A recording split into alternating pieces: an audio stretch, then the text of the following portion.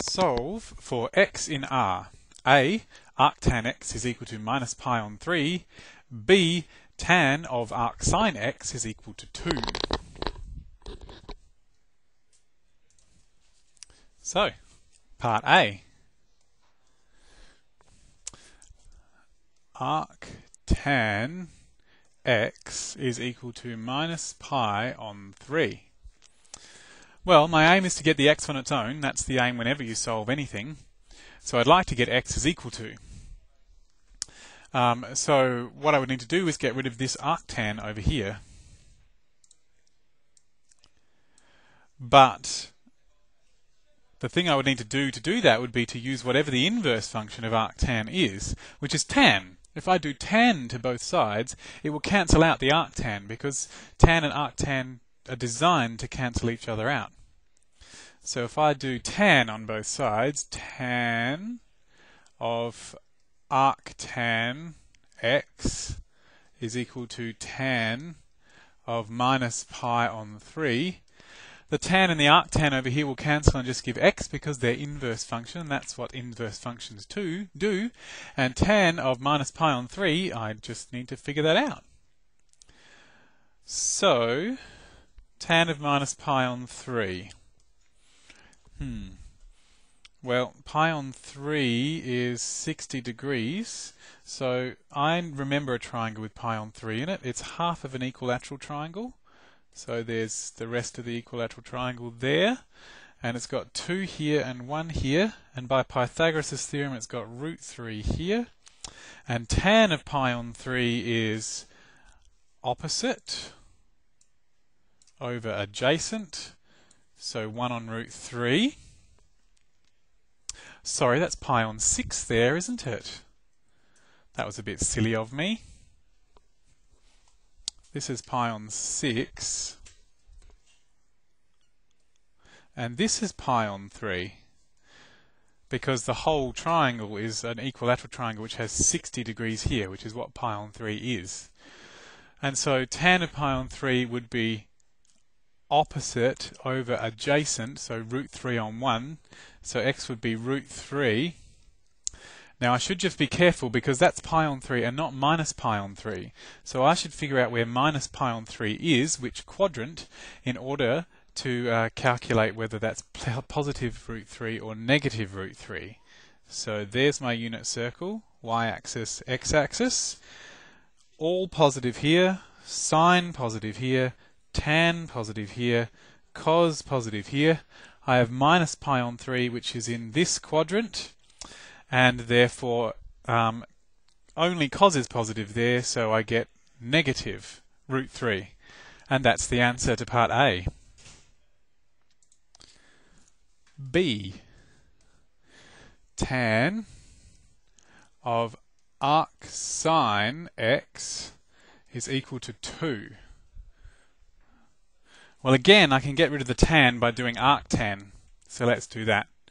So arctan of tan of arcsine x is equal to arctan of 2. So arcsine x is equal to arctan 2.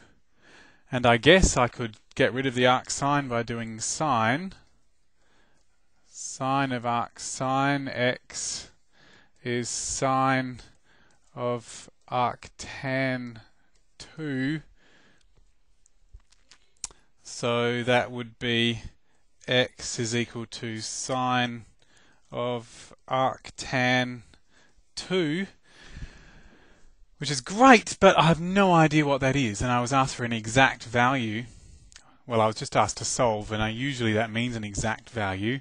I don't even know what arctan 2 is. I don't think it's going to come out to a useful angle. And sine of arctan is no better than tan of arcsine, so there must be an easier way. Alright, let's try that again.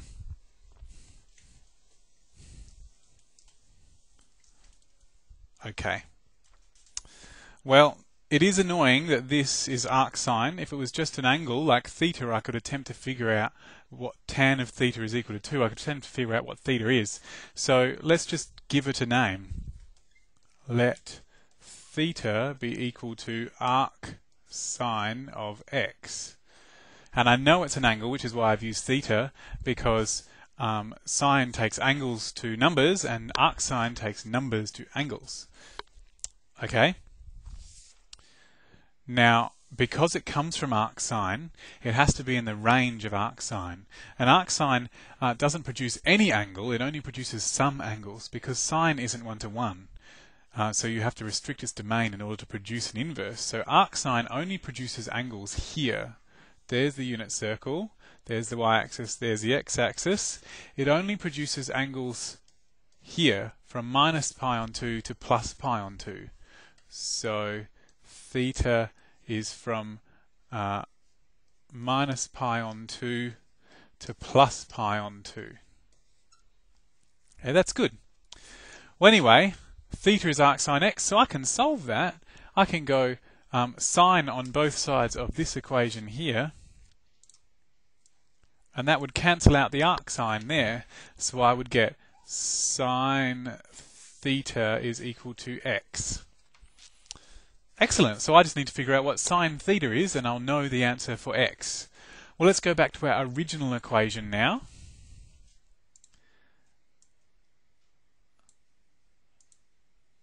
Our original equation there, tan of arcsine x is equal to 2. So we can put theta instead of arcsine x in there. So we know that tan theta is equal to 2. Alright, well, tan theta is positive. They're all positive here, sine is positive here, tan is positive here, cos is positive here. So because tan is positive and we have to be in this region here, tan must actually be in this region. The theta has to be in this first quadrant. So because tan theta is 2, which is positive, therefore theta is actually in the first quadrant from 0 to pi on 2, as tan theta is greater than 0.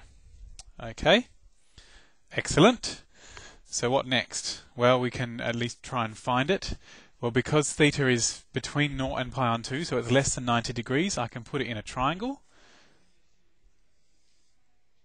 So here's a triangle, and theta is here, maybe. And tan theta is 2, so opposite over adjacent. So opposite over adjacent, 2 over 1. Okay, by Pythagoras' theorem, the hypotenuse must be the square root of 2 squared plus 1 squared, which is the square root of 5. So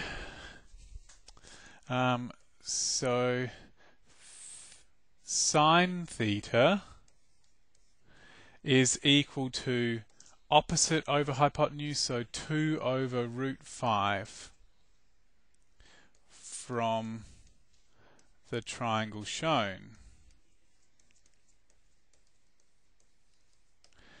Therefore, x, which is sine theta, is equal to 2 on root 5.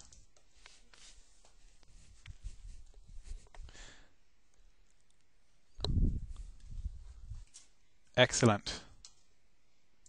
So that's the end of the question.